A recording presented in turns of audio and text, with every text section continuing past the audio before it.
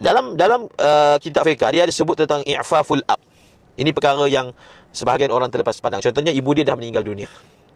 Ayah dia ni perlukan teman hidup.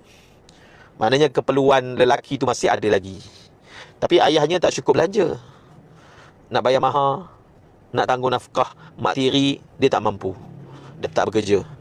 Pada ketika itu, anak-anak wajib mencari pasangan untuk bapanya. Dan anak-anak wajib menanggung mahar bapanya. Anak-anak wajib tanggung nafkah untuk mak tiri. Ini kena jelas ni. Khususnya anak perempuan lah. Anak perempuan ni dianggap bila bapak dia kahwin lain tak setia dengan mak dia. Mana ada macam tu? Kita marah bapak kita kahwin lain, kita bukan jaga dia pun, biar duduk seorang. Biarlah dia nak kahwin.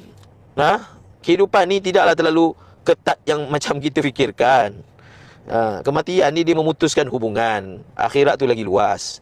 Jadi kalaulah ada keperluan terhadap daripada segi keinginan lelaki pada ayah, kita janganlah biarkan dia terkontang-kanting begitu.